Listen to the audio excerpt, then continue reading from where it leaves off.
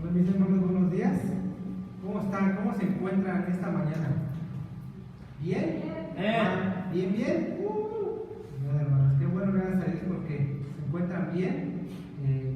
Sean bienvenidos los que estamos aquí presencial y los que nos acompañan en la transmisión. También bienvenidos a este servicio dominical. Vamos a orar, vamos a darle gracias a Dios, a nuestra hermana Juanita, a nuestro hermano Saúl. Gracias a Dios que han recuperado totalmente del COVID. Gracias a Dios, eso es de ánimo, porque podemos ver que Dios está en control y en cuidado constante de nosotros. Vamos a dar gracias a Dios, vamos a inclinar nuestra cabeza y cerrar nuestros ojos. Señor, te damos gracias en esta mañana, gracias por tu amor para con nosotros, porque nos permites estar aquí un día más, una semana más terminada por tu misericordia y por tu amor hacia nosotros. Gracias por este perdón de pecados que nos has dado, esta esperanza de una vida eterna. Gracias por habernos escogido y por habernos puesto donde estamos ahora. Pido que bendiga, Señor, la predicación, los cantos, Señor, que sea para honra y gloria de tu nombre. Bendice a cada integrante del grupo de alabanza, Señor, que les sigas dando fuerza, Señor, para continuar el ministerio, continuar la vida cristiana, Señor, para no rendirse, para estar fuertes, Señor. También a los que predican, Señor, al pastor, dales la fuerza, Señor, para que estén fuertes cada día más, Señor, y cada día demostrando más que somos tus hijos, Señor, por favor. Gracias por este día y te agradecemos en especial por nuestra hermana Juanita, por Saúl, por Norma, Señor. Gracias porque los has sanado, Señor, de esta enfermedad, Señor. Tú nos has protegido de la misma, Señor, y nos has protegido también a nosotros, Señor. Gracias porque podemos ver tu cuidado, Señor, y que a pesar de que se enfermaron, Señor, tú los cuidaste y nos has llevado al término de la misma, Señor. Gracias, Señor, por todo, también por los hermanos que estuvieron orando, Señor. Gracias, Señor. Gracias por tu amor, gracias por tu cuidado hacia nuestras vidas, Señor. Síguenos llevando por tu camino, Señor. Que no nos apartemos de él. Sigamos fuertes, Señor, a pesar de las circunstancias, Señor, a pesar de las pruebas. Siempre corramos a ti, Señor, sabiendo que podemos acercarnos confiadamente al trono de la casa. Gracias, Señor, por mis hermanos. Bendíceles, Señor, y prepara nuestros corazones para el mensaje a través de los cantos y de la predicación, Señor, que tienes para nosotros, Señor, por favor. Que los que aún faltan por venir, Señor, tú apresures sus pasos, Señor, para que no se pierdan de esta bendición, Señor. Para que, Señor, estén con nosotros compartiendo lo que es congregarnos junto a hablar, Señor, platicar, reírnos, Señor, y sobre todo honrarte y glorificarte, Señor. Por favor, Señor, que no se pierdan esto, Señor. Que tú pongas ese deseo, Señor. Los que no pueden venir, Señor, que se unan a la transmisión, Señor, y puedan acompañarnos, Señor, a escuchar tu palabra y a gozarnos y cantarte, Señor. Por favor. Gracias, Señor. Te dejo este servicio en tus manos, sabiendo que nos escuchas. En el nombre de Cristo Jesús. Amén. Sigo, los dejo con el grupo de alabanza.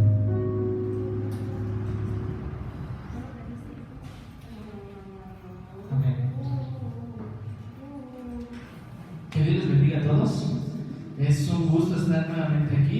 Gracias porque Dios nos permite estar aquí. Yo estaba viendo a mi hermana Juanita, los que nos están viendo por Facebook no la pueden ver, pero así, y le da gracias a Dios, ¿no? Porque realmente en su misericordia Él nos cuida, ¿verdad? Y vamos a darle gracias a Dios con nuestra voz, con nuestras palmas. Te pido que no nos podemos quitar el cubrebocas, pero voltea con tu hermano y dale una sonrisa. Sabemos que le estás dando una sonrisa, ¿verdad? Y vamos a sonreír y vamos a gozarnos en el Señor. Amén. Este canto dice: demos gracias al Señor, demos gracias.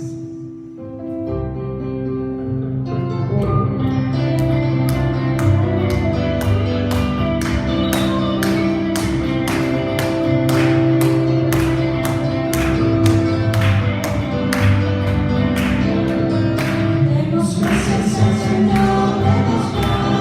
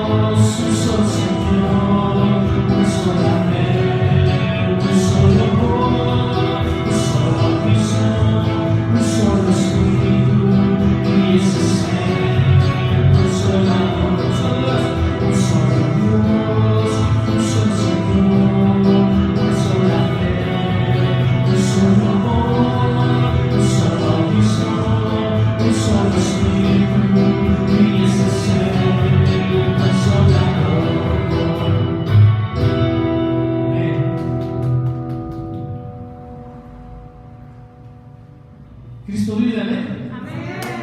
Es difícil estar de este lado y no poder ver su expresión, si estás triste o contento con bocas.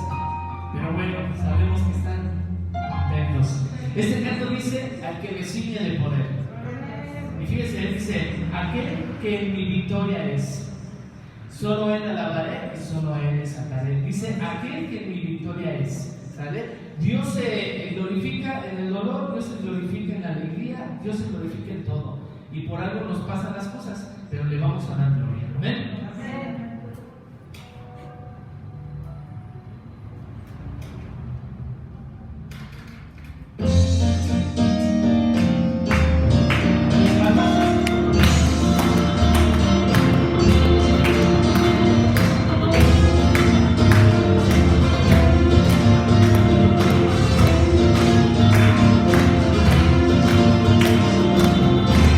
Ciñe de poder.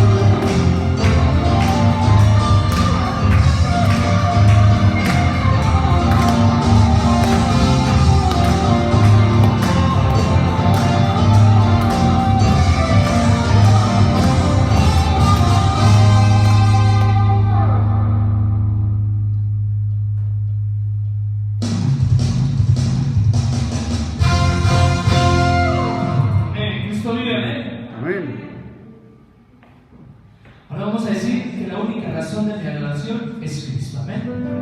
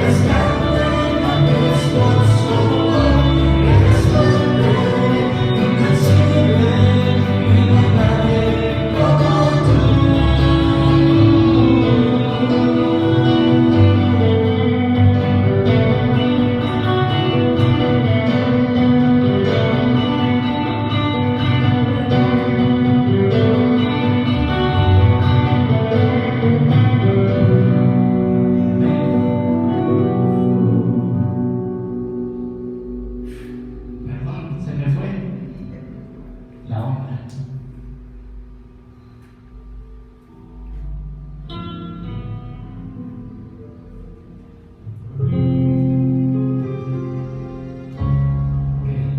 Vamos a seguir alabando su nombre después de este examen.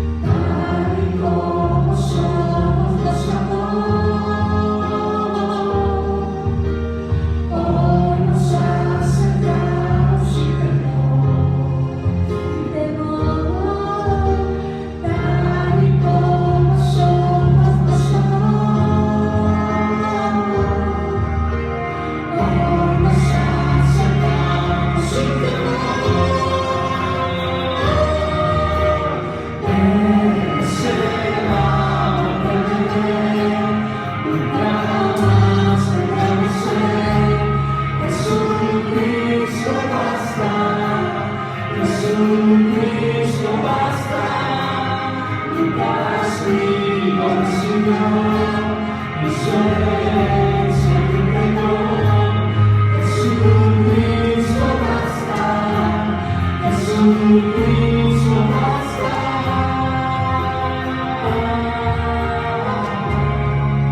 Una vez más. Nuestro sumo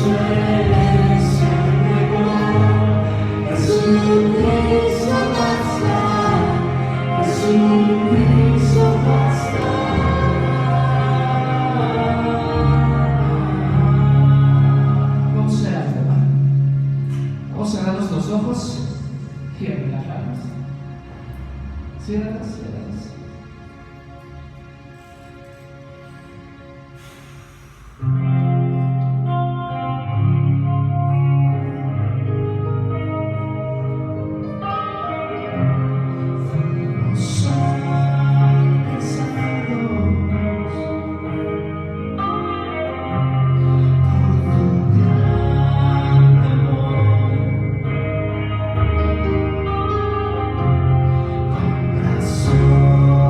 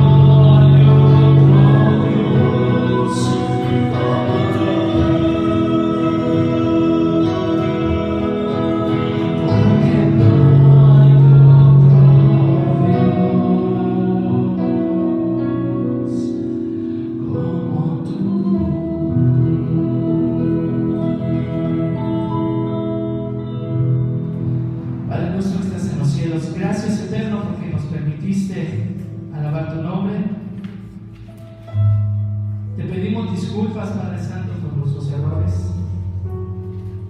Gracias, Padre Santo, por permitirnos alabar. Disculpa las percances que hubo, Eterno. Sabemos que mereces toda la gloria y toda la honra. Pero, Padre bendito, recibe nuestra alabanza de corazón. Gracias porque permitiste a los hermanos venir con bien. Y te pedimos por la persona que va a dirigir tu palabra y va a predicar, Eterno. Úsalo, Padre Santo. Abre nuestros oídos espirituales, nuestros oídos, nuestra mente espiritual y nuestra alma, Padre Santo. Y gracias, Eterno, por lo que nos has dado. Por Cristo Jesús. Que Dios les bendiga.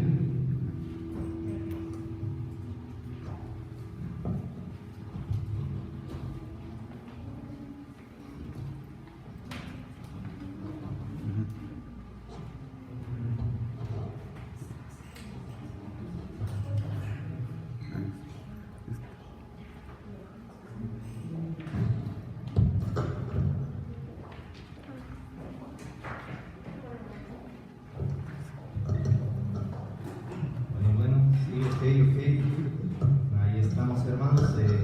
Buenos días todavía. Gracias a Dios por permitirles, por impulsarles a venir a escuchar su palabra. Gracias a Dios de nuevo por nuestra hermana Juanita, por nuestro hermano Saúl, que ya están aquí, ¿verdad? Damos la gloria a Dios por sus vidas, ¿verdad? Gracias por todos nuestros hermanos que se encuentran aquí, también por los que nos siguen en la transmisión. Les mandamos un saludo, un abrazo acá desde la distancia. Y bueno, a todos nos pasa, ¿verdad? Este tipo de situaciones. A mí también de repente se me ha quedado, no le prendo el micrófono. Alguna vez me pasó que ya había pasado a recoger la ofrenda y yo ya me iba bien feliz de dirigir. Y pues que me recuerdan, ¿verdad? Que no habíamos orado todavía por la ofrenda. Son, como decimos, gajes del oficio, pero gracias al Señor por permitirnos estar aquí. Gracias a Dios, mi hermano Sammy ya nos ha encaminado en una oración para este mensaje. Entonces te pido que vayas buscando, puedes tomar tu lugar y que vayas buscando, abre tu Biblia en el Evangelio de Marcos 9, 2 al 13. Marcos 9, 2 al 13 es el pasaje que vamos a estar viendo en esta mañana y parte de esta tarde. Y le he titulado esta predicación Alentados a vivir valientemente. Alentados a vivir valientemente. Bueno, no sé si a ti te gusta este tipo de literatura un poco fantástica, fantasiosa. Uno de los libros o de las trilogías preferidas de parte de mí es El Señor de los Anillos, y lo más emocionante es cuando tú sabes, ya sea en el libro o en la película, que van rumbo a la batalla final y a este momento cumbre de esta obra literaria o de la película. Bueno, pues nosotros, ¿verdad? En el Evangelio de Marcos, no es una fantasía, obviamente, es una realidad, es una verdad. Nos dirigimos también ya hacia ese final glorioso. Ahora que Marcos ha demostrado lo que desde el primer versículo ha querido demostrar, que Jesús es el Hijo de Dios, ya que ha quedado demostrado eso, que Él es el Mesías, ahora este Evangelio toma rumbo hacia ese punto cumbre, ese punto máximo de la vida del Señor Jesús, que es la cruz. Y aquí nos encontramos ahora en nuestro pasaje a las puertas de un evento glorioso, sumamente glorioso, como es la transfiguración. Pero vamos a recapitular un poco para ponernos en el contexto de este evento, en el porqué de este evento. Después de la confesión por revelación divina que hizo Pedro de que Jesús era el Cristo, el Mesías, los discípulos, ¿verdad?, no solo estaban seguros de la identidad de Jesús, sino que estaban gozosos. Tenían la certeza de quién era Jesús, tenían mayor certeza de quién era Él. Pero entonces, inmediatamente Jesús les dice que es necesario que Él vaya a la cruz y muera. Entonces ellos, hay un corto, como una especie de cortocircuito en sus cabezas, diciendo, ¿cómo es posible? Si tú eres el Mesías, toda nuestra vida, desde pequeños, desde que íbamos a la sinagoga, desde que aprendimos a leer, nos han enseñado que una vez que venga el Mesías, va a venir el reino mesiánico, Israel va a ocupar un lugar de supremacía mundial, el Mesías va a ocupar su trono en Jerusalén, y tú nos estás diciendo que vamos a Jerusalén, pero vamos a que te maten, vamos a que mueras. Entonces eso era un choque para ellos con las ideas tradicionales y obviamente para la mayoría del pueblo judío. Por eso, en parte, por eso le rechazaron, ¿verdad? Ahora los discípulos están turbados, podríamos decir, confundidos. Ellos están seguros de que Él es el Mesías, que Jesús es el Mesías, pero no saben cómo conciliar la idea de que va a morir con la idea que siempre han tenido, la idea de un líder político, de un gran líder religioso que llevaría a Israel a la gloria. Entonces, ¿verdad?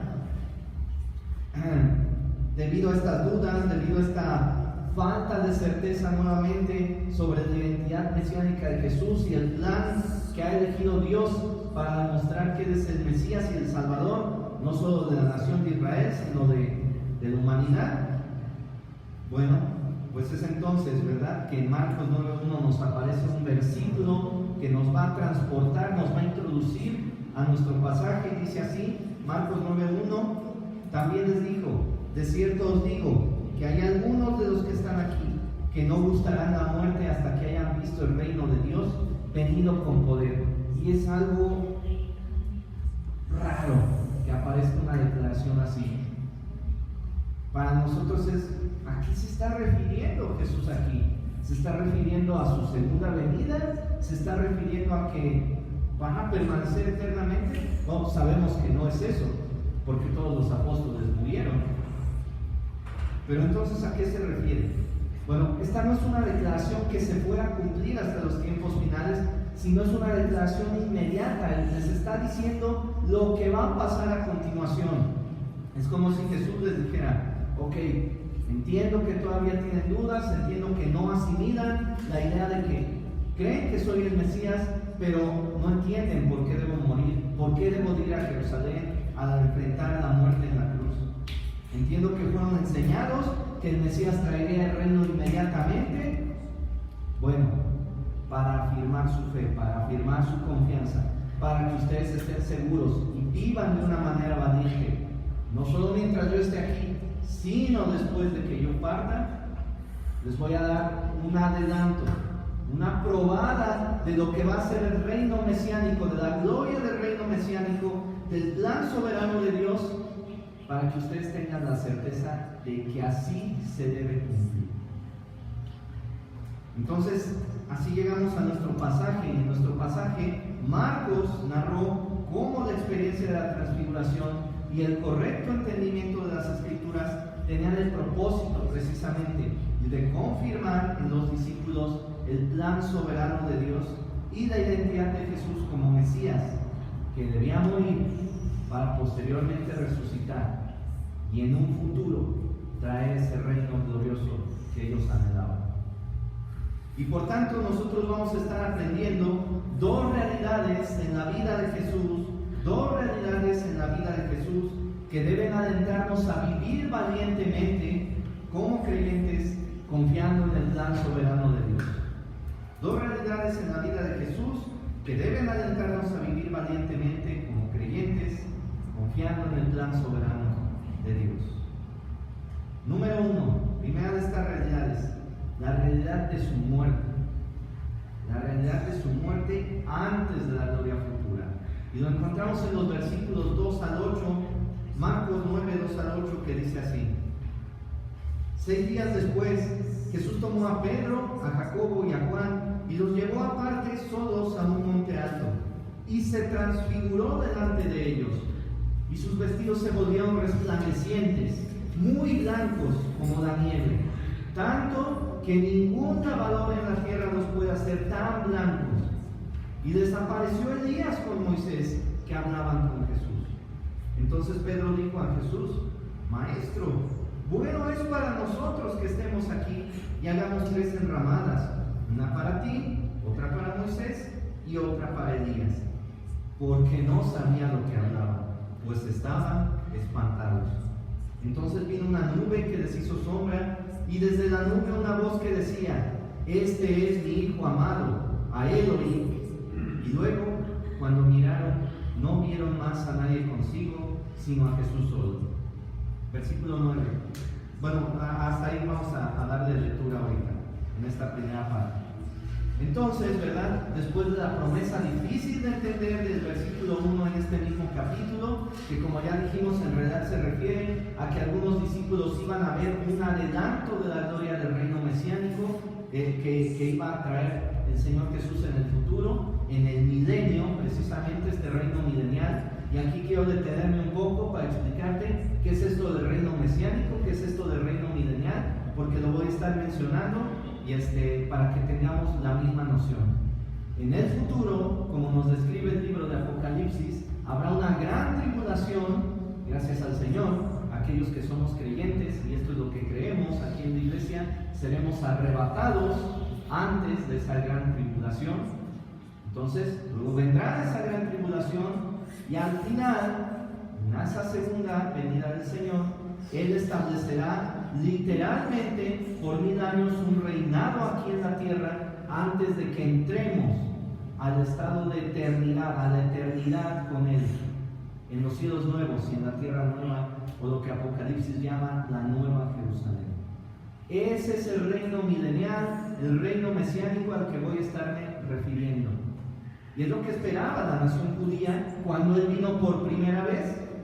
Pero en esa primera ocasión, ese no era su propósito todavía, no iba a establecer todavía ese reino mesiánico, ese reino milenial, sino hasta que termine esta era de la iglesia, hasta que pasen todos estos acontecimientos de la gran tribulación, y entonces Él vendrá de nuevo, visiblemente, ya no como un cordero manso y humilde, sino como el león de la tribu de Judá, el Rey de reyes y Señor de señores, en una escena muy parecida a esta, con toda su gloria, su esplendor, su poder, y Él reinará, como dice ahí Isaías, con vara de hierro a las naciones, en ese reino milenario.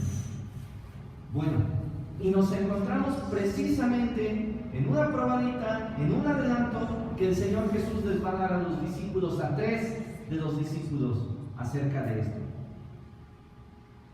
Marcos y Mateo, ¿verdad? Dicen que esto aconteció 6 días después de la promesa que el Señor Jesús les hizo en el versículo 1.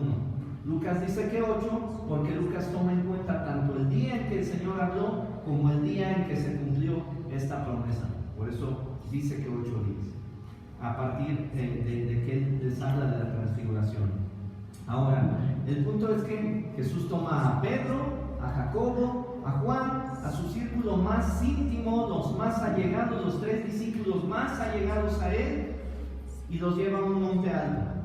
Y la mayoría de los comentaristas están de acuerdo en que este monte era el monte Hermón.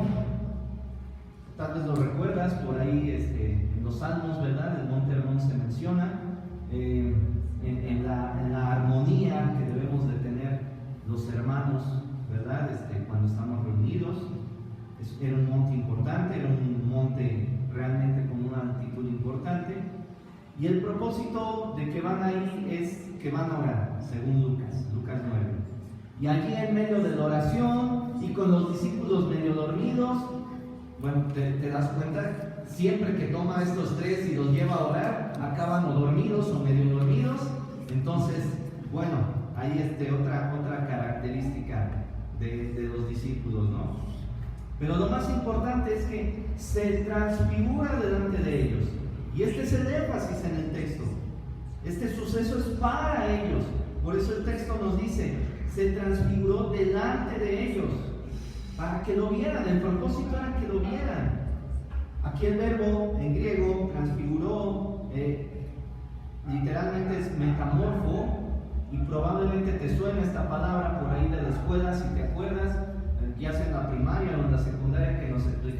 lo de la metamorfosis, como un gusanito, ¿verdad?, que se encierra en su capullo, en su crisálida, después sale convertido, transformado en una mariposa.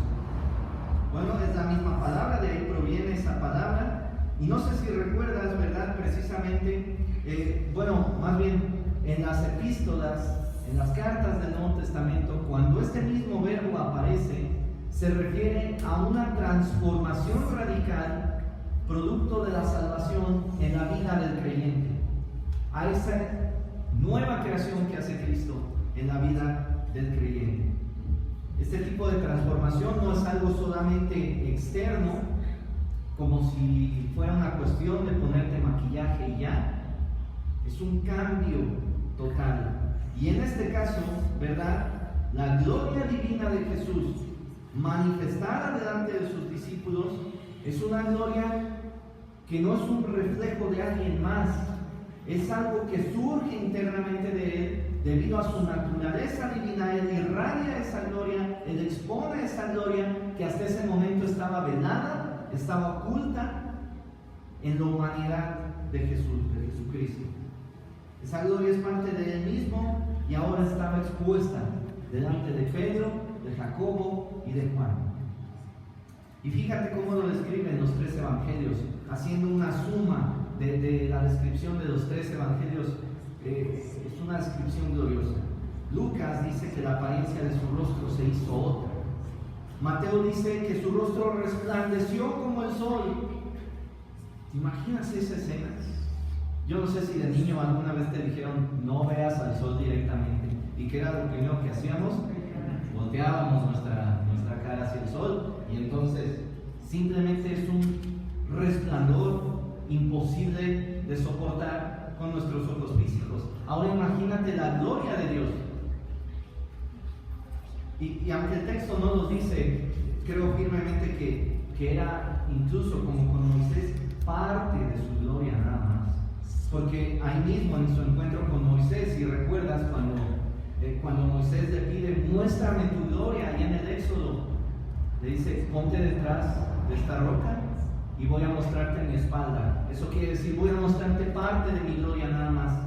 Porque si vieras toda mi gloria, morirías. Y cuando Isaías también, en esa visión gloriosa de Jehová, él reconoce que está viendo a Dios mismo, él piensa que va a morir. Lo mismo le ocurre a Juan en Apocalipsis, cuando ve a Jesucristo resucitado en toda su gloria, él cae como muerto, ¿verdad? Entonces, aún esa parte, esa porción de su gloria que Jesús está revelando o desvelando aquí, producía que los escritores del Nuevo Testamento hicieran esto. La apariencia de su rostro cambió, su rostro resplandeció como el sol, y en nuestro pasaje, creo que es la descripción más impresionante de los tres evangelistas, dice, y sus vestidos, versículo 3 de Marcos 9:3, y sus vestidos se volvieron resplandecientes, muy blancos como la nieve, tanto que ningún lavador en la tierra los puede hacer tan blancos. ¿Te das cuenta? No era un blanco mate, como el de aquí de la pantalla o el de las paredes. Era un blanco resplandeciente, fulgor por todas partes, luz, característica de Dios, de las apariciones en el Antiguo Testamento que tuvo el Señor. Cada vez en el Antiguo Testamento que la gloria de Jehová fue revelada de manera visible, había una especie de luz, de resplandor. Precisamente si recuerdas, en ese encuentro con Moisés, cuando demuestra parte de su gloria, cuando los israelitas acababan de construir el tabernáculo y descendió la Shekinah, la presencia del Señor, para dar su aprobación. Cuando Salomón terminó de construir y dedicó el templo ahí en Jerusalén, también siempre hubo una manifestación visible de luz presente en esos acontecimientos. Y el propósito siempre fue, en todas esas manifestaciones, darle confianza al pueblo de Dios, afirmar la fe del pueblo de Dios. Y lo mismo está pasando aquí Recuerda, los discípulos están turbados, los discípulos no pueden comprender cómo es que si Jesús es el Mesías, tiene que ir a la muerte, tiene que ir a Jerusalén, a la cruz. Y para afianzar, para afirmar su fe, Él les muestra, se revela en esta gloria, en esta transfiguración. Y básicamente les están diciendo, no duden que soy el Mesías. Es cierto que voy a morir, y sé que lo que les han enseñado desde su infancia los líderes religiosos es que es otra cosa distinta. Lo que esperan es que pase algo diferente. Pero nadie que no sea el Mesías puede mostrarse ahora como yo me muestro ante ustedes, dándoles un adelanto de la gloria venidera, de la gloria futura. Básicamente Jesús les dice, yo soy el Mesías, confíen en el plan soberano de Dios. Aunque ese plan incluye mi muerte, confíen en el plan de Dios. Y si esta escena ya no era lo suficientemente impactante ya, entonces Marcos nos describe, versículo 4, y desapareció Elías con Moisés que hablaban con Jesús. 3 personas había llevado el Señor Jesús para que atestiguaran, para que testificaran de la verdad de este evento. Si tú recuerdas ahí en Deuteronomio, simplemente lo voy a mencionar, pero ahí en Deuteronomio 17:6, la ley pedía que 2 o 3 testigos estuvieran presentes para verificar, para certificar que algo era verdad. Bueno, Jesús trae a 3, Pedro, Jacobo y Juan, pero ahora también están 3 personajes: Jesucristo transfigurado, Moisés y Elías. ¿Por qué Moisés y Elías? ¿De qué hablaban Moisés y Elías ahí con Jesús?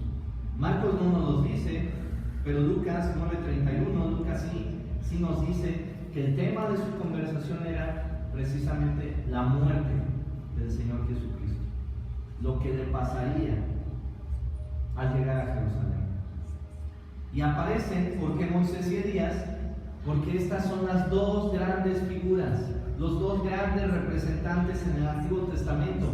Moisés, a quien le fue dada la ley, los 10 mandamientos. Y Elías, quien protegió esa ley, quien en una época donde el pueblo se había descarriado totalmente, él permanecía fiel a la ley de Dios y llamaba al pueblo para que volvieran a la fidelidad al Señor.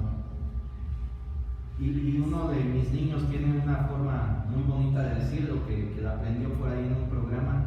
Él, siempre que dice Elías, dice Elías, el profeta del Señor, el profeta de Dios. Y ciertamente, ¿verdad? Son 2 figuras icónicas, representativas del Antiguo Testamento, dando también testimonio de que lo que Jesús quería decirles a los discípulos con esta transfiguración. Ellos, ¿verdad?, estaban testificando también que el Mesías traería la gloria futura, así como lo estaban viendo ellos. El reino futuro era necesario. Para que ese reino viniera, era necesario primero que Él muriera. Era necesario que primero Él padeciera. La muerte de Jesús era ciertamente un paso amargo para los discípulos, pero necesario en el cumplimiento del plan soberano de Dios para traer la gloria y el reino en un futuro. Pero entonces Pedro, ¿verdad? Otra vez Pedro. Decimos como siempre, ay, ese Pedro, regándola como siempre. Bueno, estoy seguro de que tú y yo lo hubiéramos regado, Pedro, hermano. Así que no juzguemos tan duramente a Pedro, porque seguramente hubiéramos dicho algo parecido o hecho algo parecido a lo que nos dice aquí, versículo 5. Entonces Pedro dijo a Jesús: Maestro, bueno es para nosotros que estemos aquí, y hagamos 3 enramadas, una para ti, otra para Moisés y otra para Elías. Versículo 6. Porque no sabían lo que hablaban, pues estaban espantados. Bueno, aquí hay una sugerencia para nosotros, hermanos. Si estás espantado o no sabes qué decir, mejor no digas nada. Para no regarla como Pedro, mejor no digas nada. Es lo que nos dice el versículo 6. Pero imagínate, Ellos desde su infancia habían crecido con la idea de que ese reino iba a venir una vez que el Mesías viniera. Ellos estaban convencidos de que Jesús era el Mesías, y entonces ven esta escena gloriosa, un adelanto de esa gloria del reino mesiánico, del reino milenial. Y lo primero que Pedro piensa es: pues ya no vayas a la cruz, Señor, vamos a quedarnos en este momento, establece el reino ahora, ya no pases por el sufrimiento, ya no pases por la cruz. Si esto es tan maravilloso como lo estamos viendo, si el reino va a ser tan glorioso como lo estamos viendo, ¿para qué vas a la cruz? Mejor vamos a hacerle una casita de campaña aquí a Elías, a Moisés, a ti, y establece tu reino de una vez por todas. Pero otra vez, Pedro no estaba viendo, ¿verdad?, los planes del Señor. Estaba viendo todo desde una perspectiva terrenal, desde una perspectiva humana, de evitar el sufrimiento. Y entonces, ¿verdad?, básicamente él podría estar diciendo: establece tu reino sin pasar por la cruz, tráenos la gloria sin que tengamos y sin que tengas que sufrir, cumple nuestro deseo, no el deseo del Padre. Pero es entonces, versículo 7 dice: entonces vino una nube que les hizo sombra, y desde la nube una voz que decía: este es mi Hijo amado, a él oíd. Y Mateo añade: este es mi Hijo amado, en quien tengo complacencia, a él oíd. Si te das cuenta, es prácticamente la misma frase cuando se abrieron los cielos en el bautismo del Señor Jesús. Pero ahora les está diciendo, Pedro, ¿verdad?, ya había sido reprendido antes por Jesús, cuando precisamente Jesús dice: tengo que ir a morir, tengo que ir a entregar mi vida en Jerusalén. Y Pedro le responde: que eso no te suceda, maestro. Lo toma aparte y le reprende: que eso no te suceda. Y entonces Jesús, ¿verdad?, le dice: quítate de mí, Satanás. Estás viendo las cosas de abajo, las terrenales, no estás poniendo tu mirada en las celestiales. Y ahora, por si no fuera suficiente, ahora Pedro es reprendido directamente por el Padre. El Padre le está confirmando tres cosas: que Jesús es su Hijo y por lo tanto el Mesías, que Él se complace en Jesús debido a su obediencia perfecta, porque Él va a cumplir el plan soberano trazado desde la eternidad y va a ir a la cruz. Y por último, les está diciendo a los discípulos una orden, un mandato: óiganlo, a Él oír, óiganlo. Pero ¿qué tenían que oír de Él? Bueno, lo que Jesús les estaba diciendo acerca de la necesidad de su muerte, de lo necesario que era que Él fuera a entregar su vida a favor de los pecadores allá en Jerusalén. Les está diciendo el Padre: crean lo que Él les va a decir, lo que Él les tiene que decir acerca de esa crucifixión, de esa muerte. Y entonces el versículo 8 nos narra que después de esto, esa nube que desciende y que los cubre, se van Moisés y Elías y queda solo Jesús. Versículo 8: y luego cuando miraron, no vieron más a nadie consigo, sino a Jesús solo. Cumplido el propósito de la transfiguración, los discípulos vuelven a ver a Jesús como siempre lo habían visto, como tú y como yo, una persona como tú y como yo, pero ahora con la certeza de que Él es el Mesías, de que Él tiene un plan que cumplir: ir a Jerusalén, morir en la cruz, porque ese es el plan de Dios, porque Dios el Padre les ha dicho: óiganlo, obedézcanlo acerca de lo que Él les va a decir sobre su muerte. Y después de esta experiencia tan real, porque no fue una visión, fue algo totalmente real, y aunque todavía habría malentendidos y dudas, e incluso fracasos graves como la negación que Pedro haría en la noche antes de la crucifixión del Señor Jesús, no una vez, sino 3 veces, a pesar de todo esto, ellos ya no tambalearían en la certeza de que el plan de Dios era ese. Jesús era el Mesías y el plan de Dios era que diera su vida por los pecadores, para salvar a los pecadores. A partir de ahí, los discípulos se llenaron de certeza y de valentía. Esa valentía fue lo suficiente para acompañar a Jesús hasta la cruz, y aunque se dispersaron en ese momento, después se volvieron a reunir y después se convertirían en los evangelistas que testifican las cartas y las epístolas del Nuevo Testamento. Y lo que testifica la historia, que cada uno de ellos soportó sufrimientos, soportó hasta el martirio, hasta la muerte, creyendo, todos excepto Juan, obviamente, que morirían, ¿verdad? Que aquel hombre crucificado en el Gólgota era el Hijo de Dios, era el Mesías, era el Salvador de la humanidad, aquel enviado por el Padre Celestial para que todo aquel que pusiera su fe en Él fuera rescatado. Todos los discípulos enfrentaban oposición de los judíos, burlas de los gentiles, porque su mensaje era tropiezo, piedra de tropiezo para unos, locura para otros. Enfrentaban persecución y muchas más cosas con valentía, con su fe puesta en Jesús y en el plan soberano, no escapando ya del sufrimiento como hasta ese momento querían, sino enfrentando e incluso gozándose en medio del sufrimiento por la causa de Cristo. Y digo, todos excepción de Juan, pero sabían que la historia narra que a Juan lo metieron en un caldero de aceite hirviendo, y después de eso fue desterrado allá a Patmos. No murió debido a las quemaduras y demás daños que le produjo esa tortura, pero todos sufrieron por causa de Cristo. Pero ninguno de ellos se regresó, se retractó, dijo: no, pues ahí le paramos mejor porque está muy fea la cosa, yo tengo familia, yo pues el negocio de la pesca me dejaba más. Ya no regresaron. Después de esta experiencia gloriosa, el propósito que el Señor tenía para ellos se cumplió: darles certeza, darles firmeza, darles valentía para enfrentar todo lo que iba a venir a continuación. Y hermanos, esta debe ser una realidad en nuestras vidas también.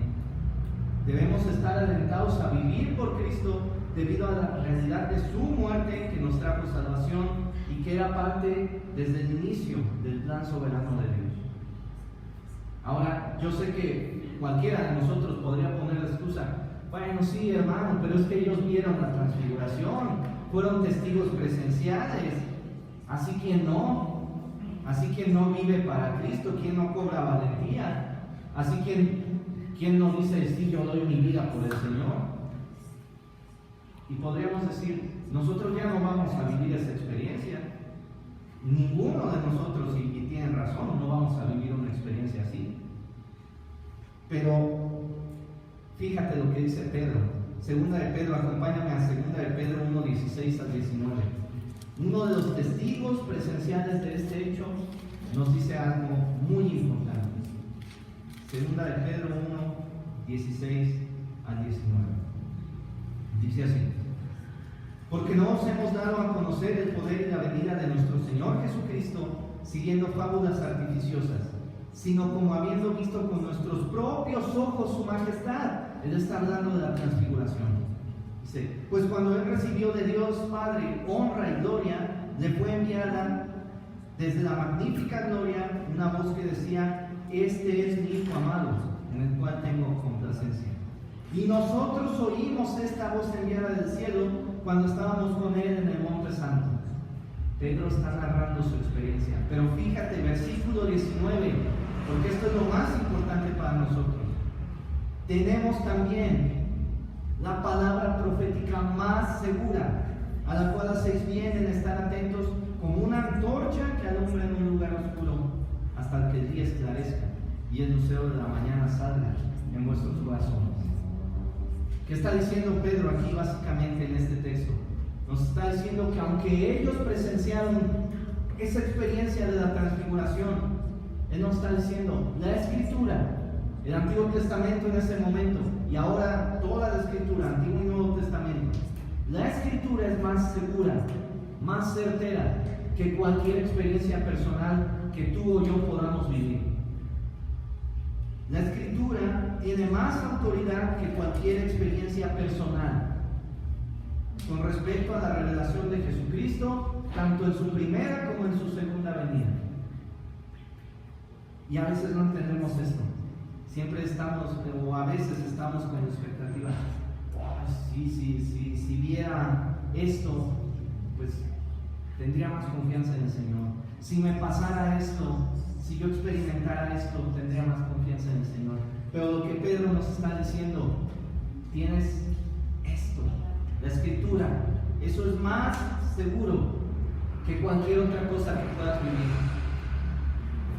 Y a lo largo de la historia lo hemos visto, ¿verdad? Entre comillas, aquel fundador de los mormones dice que se le apareció un ángel, pero ese ángel contradijo todo lo que aquí, o bueno, gran parte de lo que aquí nos dice la palabra, y se creó una secta más. Y así muchas personas han tenido muchas experiencias personales que no se ajustan a la Escritura y por tanto, pues no pueden tener el mismo peso. Yo no puedo negar, mucha gente en los círculos carismáticos o pentecostales dice, es que tú no puedes decir que yo no viví eso. Tienes razón, tienes toda la razón. Yo no puedo negar que tú dices que oíste la voz de Dios. Yo no puedo negar que tú dices que tal el Espíritu te habló audiblemente, que viviste esto o lo otro. Yo no lo puedo negar. Pero ¿qué dice la Escritura respecto a tu experiencia? ¿Se ajusta tu experiencia a lo que dice la Escritura? ¿O tú estás ajustando la Escritura a lo que te pasó a ti?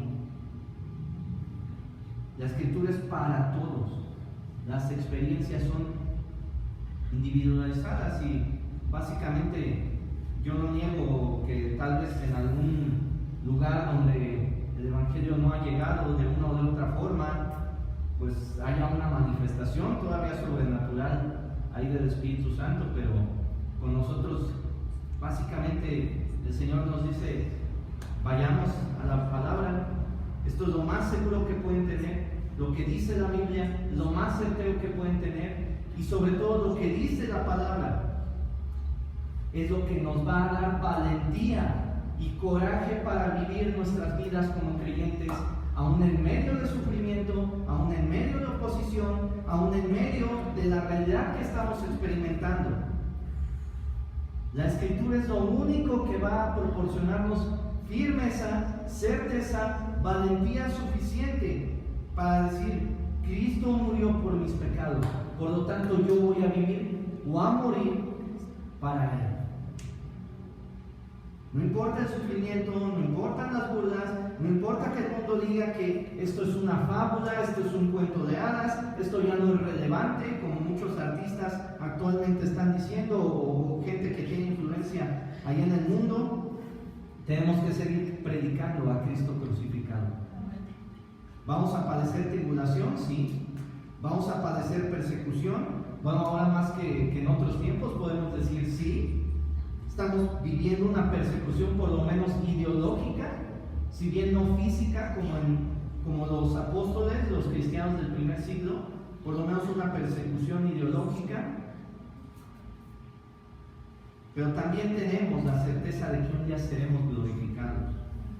Un día, así como los discípulos vieron ese adelanto de la gloria del reino, un día nosotros le veremos, dice la palabra, cara a cara, en todo su esplendor, en toda su magnificencia, sin ningún tipo de velo, cuando seamos transformados, glorificados, ya sea que el Señor nos llame a su presencia o que estemos vivos cuando sea el arrebatamiento, le veremos en todo su esplendor, le veremos en toda su gloria, veremos a aquel que entregó su vida para darnos salvación. Y en ese momento, como dice Apocalipsis, Él enjugará toda lágrima. Todo lo que vivimos y sufrimos aquí será nada en comparación con ver a nuestro Salvador.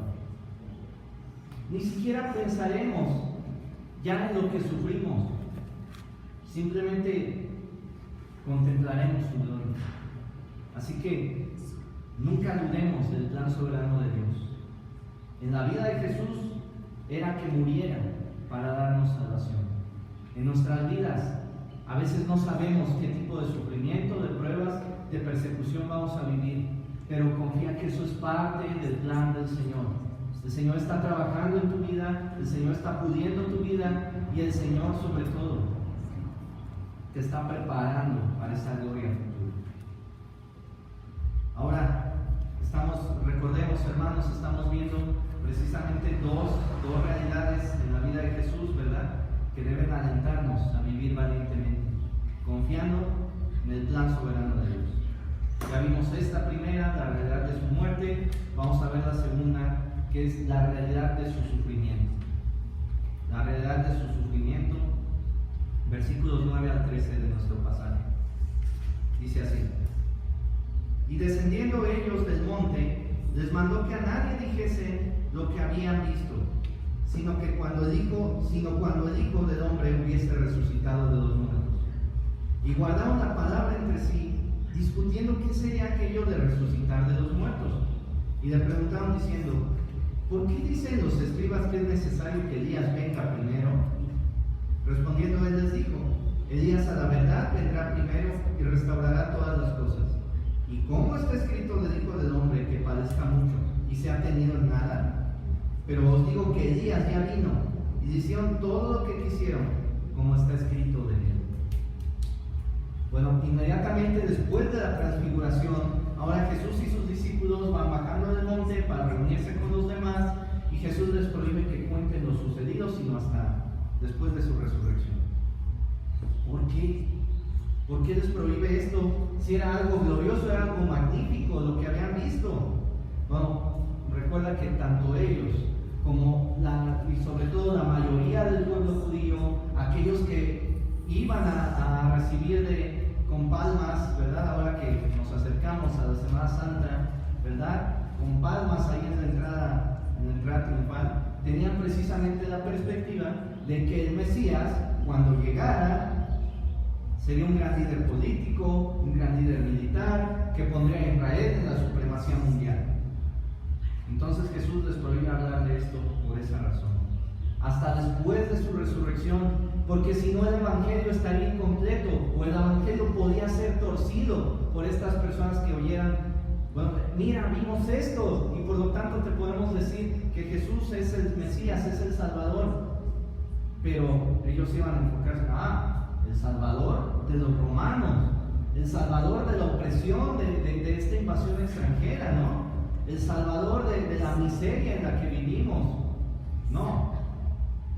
Ellos tenían que esperar a la resurrección, para que entonces, después de la muerte y resurrección del Señor, ellos pudieran predicar precisamente estos dos acontecimientos claves en el Evangelio. No hay Evangelio sin cruz, y no hay Evangelio sin resurrección. Ninguno de estos dos puntos se había cumplido, y por eso el Señor Jesús les dice: no digan nada, no digan nada todavía. Dejen que el Evangelio se cumpla, se complete en todo su propósito, y entonces podrán predicar que soy el Mesías, pero que soy el Mesías porque fui a morir para vencer no a los romanos, sino a la muerte misma y al pecado, y que he resucitado como testimonio de esa victoria en la cruz. Entonces, ¿verdad? Esto es lo que quiere decir aquí el Señor Jesús cuando les ordena que no cuenten nada. Ahora, versículo 10, los discípulos otra vez se enredaron aquí y guardaron la palabra entre sí, discutiendo qué sería aquello de resucitar de los muertos. Ellos están otra vez tratando de armar este rompecabezas en sus mentes después de todo lo que han visto, de lo que les ha dicho Jesús. Dicen: ok, tenemos la certeza de que eres el Mesías, pero ¿cómo es esto de que tienes que morir y luego resucitar? Y según sus ideas, y si tú lees el Antiguo Testamento, ¿verdad?, no vas a encontrar una división clara que diga: mira, esta profecía es para la primera venida del Mesías y esta es para la segunda venida del Mesías. No hay una distinción clara. Por eso ellos estaban tan confundidos y tratando de armar su perspectiva, diciendo: a ver, pero si va a venir el reino, si va a establecer el reino, si eres el Mesías, pues ¿para qué tiene que morir y luego resucitar? Y luego va a establecer el reino, o cómo le va a hacer. Entonces, era una confusión ahí en sus cabezas. Y para añadirle algo más, versículo 11 nos dice, y le preguntaron diciendo, ¿por qué dicen los escribas que es necesario que Elías venga primero? Desde su perspectiva estaban aquí citando bien la escritura. Es como si le dijeran, a ver, ok, sabemos que eres el Mesías, que vas a traer el reino y la gloria a Israel, pero ¿qué no antes de eso tenía que venir Elías? ¿Dónde está Elías? O sea, ya lo vimos ahorita, pero antes de que tú llegaras, ¿no tenía que hacer algo Elías? ¿No tenía una labor que hacer Elías? ¿Dónde está esa labor? No la hemos visto, no la vemos. Bueno, y como les digo, ellos estaban correctamente citando la escritura. Si gustas ir a Malaquías 3.1, Malaquías 3.1, hay una profecía precisamente acerca de que antes de que venga el Mesías, va a venir a hacer un trabajo, va a venir un heraldo, va a venir un mensajero, y va a venir Elías a preparar el camino para ese Mesías. Malaquías 3.1 dice, y aquí yo envío mi mensajero, el cual preparará el camino delante de mí, y vendrá súbitamente a su templo el Señor, a quien vosotros buscáis, y el ángel del pacto, a quien deseáis vosotros. He aquí viene, ha dicho Jehová de los ejércitos. Y un poquito más adelante, en Malaquías 4, 5 y 6, nos dice claramente de Elías. Malaquías 4, 5 y 6. He aquí, yo os envío el profeta Elías, antes que venga el día de Jehová, grande y terrible. Él hará volver el corazón de los padres hacia los hijos, y el corazón de los hijos hacia los padres, no sea que yo venga y llegue a la tierra con maldición. Para nosotros, personas que están viviendo el año 2021, es muy fácil decir, pues claro, aquí dice el día grande y terrible del Señor, es la segunda venida. Pero imagínate a los judíos del primer siglo, que toda su vida habían estado esperando, habían oído acerca del Mesías, de su venida. No estaba clara esta distinción en el Antiguo Testamento. Entonces, ellos no entendían de primera y segunda venida. Ellos pensaban, ok, si ya vino, todo lo que las profecías dicen se va a cumplir ahora. Pero la venida de Elías como precursor o como heraldo del rey precisamente tenía la intención de disponer, de preparar al pueblo para cuando viniera el Mesías. Eso no estaba ocurriendo desde la perspectiva de los discípulos. Entonces otra vez piensan, entonces, ¿qué está pasando? Elías no vino antes de él.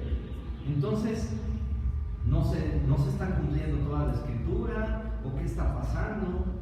Pero versículo 12 nos aclara, dice, respondiendo él les dijo, Elías a la verdad vendrá primero y restaurará todas las cosas.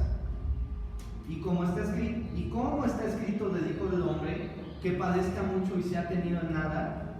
Jesús les contesta, tienen razón, Elías tiene que venir antes de que venga el Mesías y establezca el reino.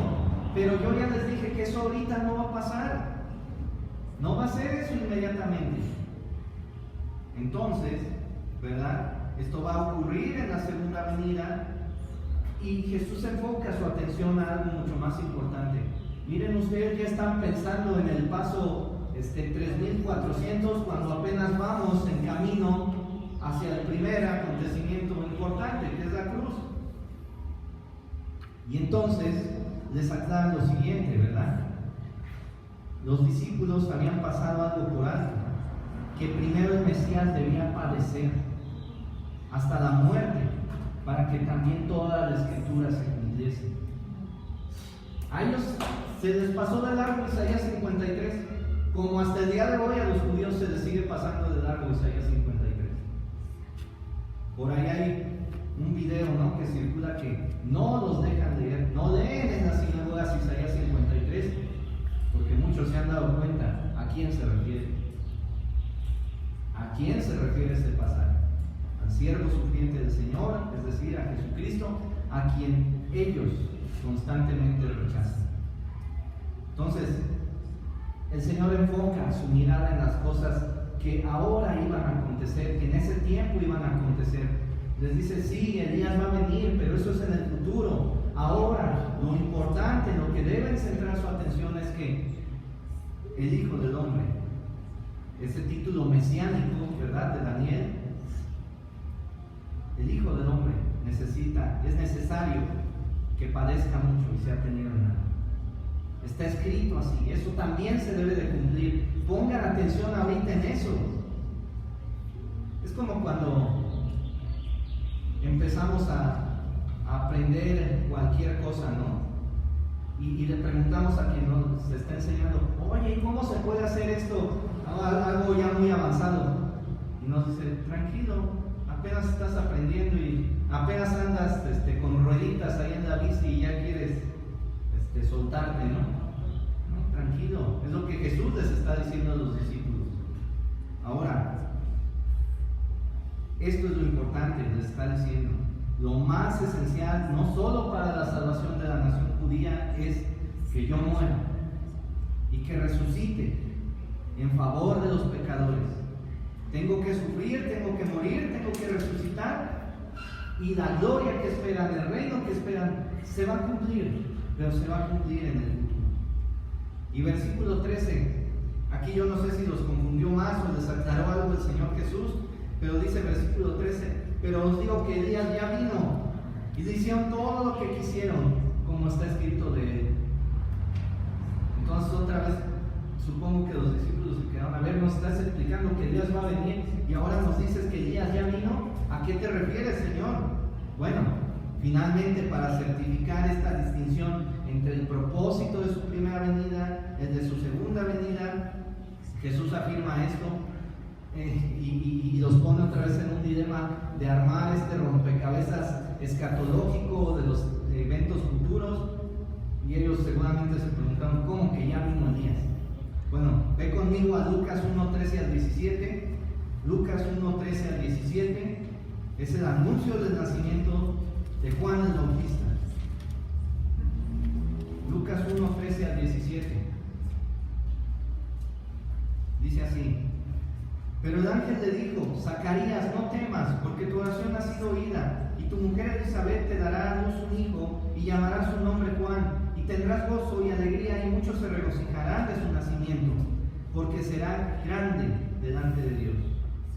No beberá vino ni sidra, y será lleno del Espíritu Santo, aún desde el vientre de su madre, y hará que muchos de los hijos de Israel se conviertan al Señor, Dios de ellos, e irá delante de él con el Espíritu y el poder de Elías, para hacer volver los corazones de los padres a los hijos y de los rebeldes a la prudencia de los justos, para preparar al Señor un pueblo bien dispuesto. Entonces lo que Jesús está diciendo no es que literalmente ya vino Elías, el Elías del Antiguo Testamento. Le está diciendo, ya vino Elías en la persona, en el tipo de Juan el Bautista. Él ya cumplió esa función de preparar el camino. ¿Recuerdas? El bautismo de arrepentimiento que predicaba Juan. ¿Recuerdan que él mismo se consideraba aquella voz en el desierto que debía preparar el camino para el Señor? Él mismo estaba respondiendo más bien a ese llamado. Entonces, efectivamente, Juan el Bautista fue un tipo de Elías que preparó la primera venida del Señor Jesucristo, que también fue rechazado por los líderes religiosos, encarcelado y asesinado por Herodes. Y como un comentarista dice, el patrón bíblico es claro: Elías fue rechazado y perseguido, el precursor del Mesías, quien vino con el Espíritu y el poder de Elías, fue rechazado y asesinado, y el Mesías mismo fue rechazado y asesinado. Sin embargo, en el futuro, el Elías profetizado, el Elías de los tiempos futuros vendrá. El Señor Jesucristo regresará y el reino será establecido. Todo se va a cumplir de acuerdo a la Escritura. Ni una jota ni una tilde, como dice el mismo Señor Jesús, van a ser pasadas por alto. Todo se cumplirá, pero a su tiempo. Es lo que le estaba diciendo el Señor Jesús. Por lo pronto, vivan valientemente, vivan con la conciencia de que vamos a enfrentar oposición en Jerusalén, de que vamos a enfrentar rechazo en Jerusalén, mayor rechazo del que ya hemos tenido en Galilea y en nuestro trayecto hacia Jerusalén, mayor rechazo. Y tengan en su mente la idea clara de que yo, como el Mesías, le está diciendo Jesús a los discípulos, voy a padecer la muerte, pero también voy a resucitar para que todo se cumpla y para que en un futuro traiga ese reino que ustedes están anhelando hoy. Así que para nosotros, hermano, hermana, ¿te das cuenta? Como leí en este último comentario, el patrón bíblico es establecido así.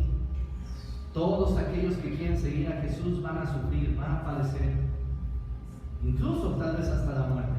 No digo que cada uno de nosotros va a ser martirizado, pero es una posibilidad.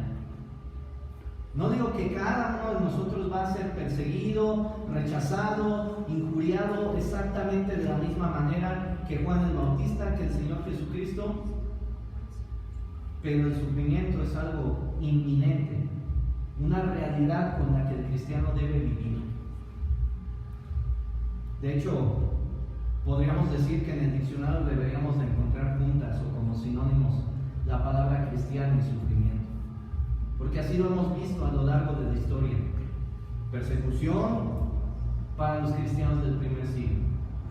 Después, por ahí, entre comillas, se oficializa el cristianismo y los verdaderos creyentes tienen que esconderse, porque esa iglesia oficial, esa iglesia que predomina en nuestro país, ¿verdad? La iglesia católica romana, los perseguía porque no se ajustaban a sus creencias, a sus prácticas antibíblicas. Viene la Reforma, otro avivamiento, otro gran avivamiento en la historia. ¿Y qué le pasó a Lutero y a Calvino? Ay, sí, todos los recibían bien gozosos, ¿verdad? No, los persiguieron. ¿Qué les pasó a los traductores de la Biblia que nosotros tenemos? La Reina Valera, perseguidos por la Inquisición española. Tuvieron que hacer esta traducción en otros países. Y a veces no nos damos cuenta que así ha sido la vida de los creyentes a lo largo de los siglos. Hay que darle nada más una ojeada a la historia universal para ver que jamás el cristianismo, el verdadero cristianismo, ha sido popular. Jamás ha sido aceptado por el mundo. Jamás ha sido abrazado por las masas. Pero, ¿verdad? Esto es porque la mayoría de las personas buscan evitar el sufrimiento. No nos gusta el sufrimiento. No queremos tener ningún tipo de pérdida, de herida, de tribulación, pero la realidad es que el cristiano va a sufrir en este mundo y no puede esperar otra cosa. Porque no es de este mundo. Ya no pertenece al sistema pecaminoso e inmoral de este mundo. Y Cristo nos lo dijo, Jesucristo nos lo dijo. Juan 15, 18 al 20 dice: si el mundo os aborrece, sabed que a mí me ha aborrecido antes que a vosotros. Si fuerais del mundo, el mundo amaría lo suyo, pero porque no sois del mundo, antes yo os elegí del mundo, por eso el mundo os aborrece. Acordaos de la palabra que yo os he dicho: el siervo no es mayor que su Señor. Si a mí me han perseguido, también a vosotros os perseguirán. No lo está diciendo cualquier persona, lo está diciendo el Señor Jesucristo. Y es una realidad que debemos de enfrentar y de afrontar con valentía, con la certeza que nos da la Escritura. Puedes imaginarte y habrás experimentado tal vez algunos de los ejemplos que a continuación voy a mencionar. Las burlas hacia un pequeñito, hacia un niño, de sus compañeros de escuela o de otros familiares de su misma edad, porque él siempre ora antes de comer sus alimentos y los demás no entienden a quién le está hablando. Un joven o una jovencita que son apartados por sus amistades, supuestas amistades, porque se niegan a caer en los vicios y en la inmoralidad sexual de sus compañeros. Una mujer que se niega a seguir y practicar las ideas feministas que en realidad destruyen su feminidad, la identidad que Dios le ha concedido. Y por eso es tachada de agachada y es tenida en poco, incluso por esas mujeres. O un hombre que sabe que Dios le ha dado su fuerza física y la bendición del liderazgo para servir a los demás, pero el mundo le dice mandilón. Y estos son ejemplos cortos, ¿verdad? Son ejemplos de rechazo, digamos que leve. ¿Qué quiero decir con esto, hermanos? Por si no nos hemos dado cuenta, como mencioné, estamos ya bajo una persecución ideológica. ¿Cuántos pastores, cuántos predicadores, verdad, no les han bajado en las redes sociales sus sermones por ir en contra de esta corriente ideológica que trata de ser impuesta en la mente o desde la mente de nuestros pequeños? Que el pecado es normal, que la homosexualidad es normal, que todas aquellas depravaciones que vemos en el mundo, eso es lo normal y eso es bueno. Hay una persecución ideológica porque no pensamos como el mundo y vamos a enfrentar este tipo de rechazo, y algunos hermanos ya están enfrentando incluso la cárcel, y probablemente algunos que no sabemos y que no conocemos porque no son vistos, no son renombrados, tal vez ya han enfrentado la muerte también. Como creyentes debemos de asumir que vamos a llegar tal vez a este punto, que podemos, puede ser, existe la posibilidad ahí latente de que lleguemos a este punto.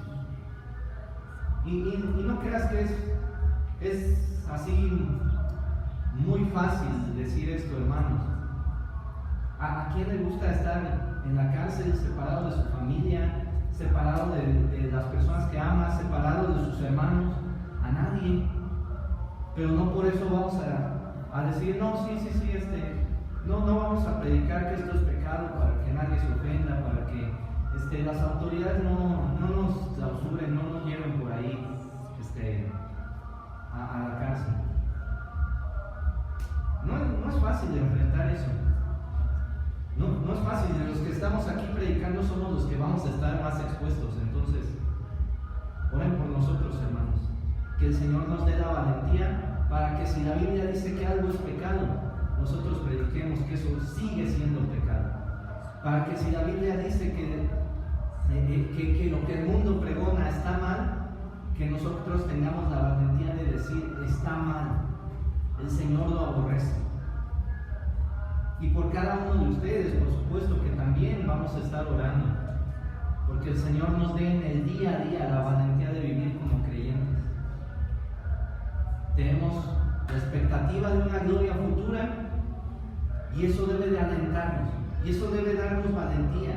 El mundo puede avergonzarnos públicamente, pero no nos ha vencido. Pueden cancelarnos, pero no nos ha vencido.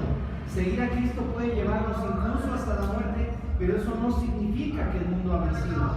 Juan 16:33 dice: estas cosas os he hablado para que en mí tengáis paz. En el mundo tendréis aflicción, pero confiad, yo he vencido al mundo. Otra vez palabras del Señor Jesucristo. Y sabes, puede llegar incluso ese momento de la muerte, de la persecución, pero ellos no pueden hacer más allá de eso. Mateo 10:28 dice: y no temáis a los que matan el cuerpo, mas el alma no puede tocar. Tu vida, mi vida, la vida de cada uno de los verdaderos creyentes está escondida, resguardada en Cristo. Pueden matar el cuerpo, pero el alma no le pueden hacer nada. Esa le pertenece. Desde que el Señor te tomó como hijo, le pertenece a Él. Y así como Él sufrió hasta la muerte, y así mismo resucitó, nosotros también resucitaremos y estaremos con Él. No importando el sufrimiento experimentado en esta vida, el Señor nos resucitará, nos dará cuerpos glorificados y estaremos para siempre con Él. Y te invito a que me acompañes para cerrar con este texto. 1 Tesalonicenses 4, 13 al 18. 1 Tesalonicenses 4, 13 al 18.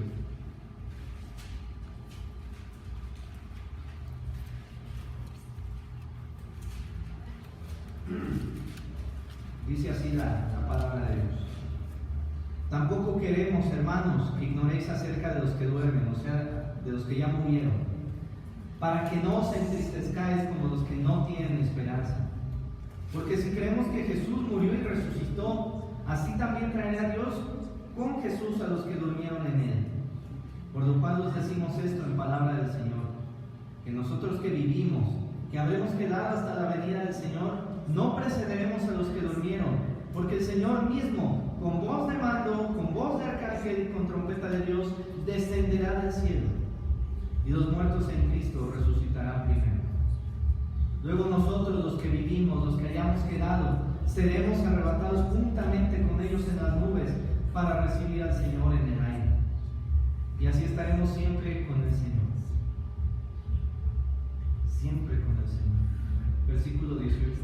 Por tanto, alentaos los unos a los otros con estas palabras. Ese es el propósito de esta predicación, hermano. Que estés alentado por el Señor, por su plan soberano. Vamos en oración, mis hermanos. Padre Santo, gracias por tu palabra, Señor. Ciertamente es complicado, Señor, pensar en ese sufrimiento, en ese martirio, en ese rechazo, incluso en la muerte, como una posibilidad para nuestras vidas. No lo deseamos, no lo queremos, pero puede pasar en algún momento, Señor. Que nos alentemos los unos a los otros y sobre todo que tu palabra nos aliente a vivir con valentía en esta época que nos tocó, Señor. Mira, Señor, que seguramente cada vez va a ser más difícil porque toda esta ideología, estas ideologías de todo tipo, feminismo, toda esta corriente del movimiento LGTB y demás, Señor, y tantas cosas que vemos alrededor del mundo, Señor, que a lo bueno le llaman malo y a lo malo le llaman bueno, Señor, no nos va a poner en una situación cómoda como creyentes. Una vez que regresemos a la normalidad o a una más o menos normalidad, Señor, después de esto, no va a haber mucha comodidad en nuestros trabajos, en las escuelas, incluso con nuestros propios familiares, Señor. No sabemos hasta qué punto tu iglesia va a ser probada. No sabemos hasta qué punto, Señor, vendrán cosas más difíciles. Pero ayúdanos a sostenernos de ti. Ayúdanos a vivir con valentía, predicando lo que dice tu palabra. A que no nos neguemos a compartir lo que tu evangelio dice, lo que la Biblia tacha como pecado, lo que la Biblia señala que el hombre debe arrepentirse. Llénanos de valentía, Señor, por medio de tu palabra, de tu Espíritu Santo. No somos los primeros que enfrentamos esta situación. Y sabemos que en otros países, Señor, e incluso en otros lugares de la República enfrentan cosas peores que una persecución ideológica. Pero aún así no es fácil, Señor. Nuestra carne es débil, nuestra carne teme, nuestra carne desfallece ante estas posibilidades. Pero tú eres la roca de nuestra salvación. Tú eres nuestro castillo fuerte. Tú eres a quien acudimos para hallar fortaleza en esos momentos. Señor, guarda a cada uno de mis hermanos, tanto los que están aquí, los que están viendo la transmisión, los que tal vez, Señor, en este tiempo de pandemia simplemente se han alejado de ti y están expuestos a todo este peligro, Señor, de contaminación con estas doctrinas falsas, ideologías falsas. Guarda nuestras familias, Señor.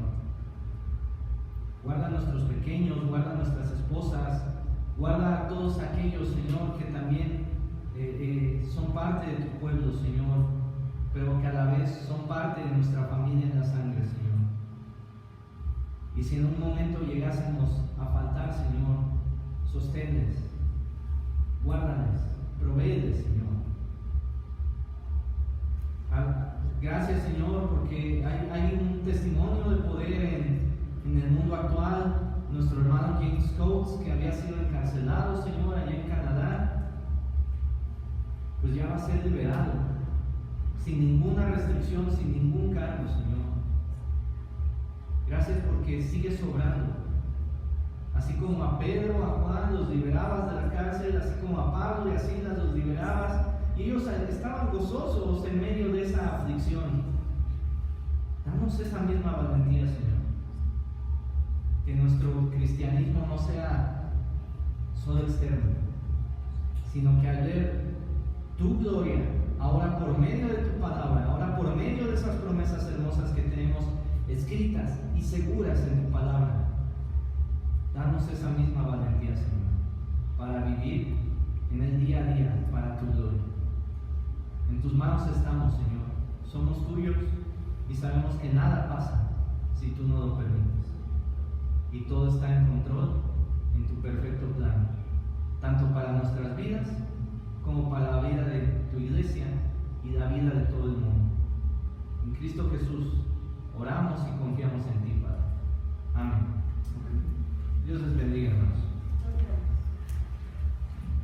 Un saludo y nos despedimos de nuestros hermanos allá en la transmisión. Simplemente mencionamos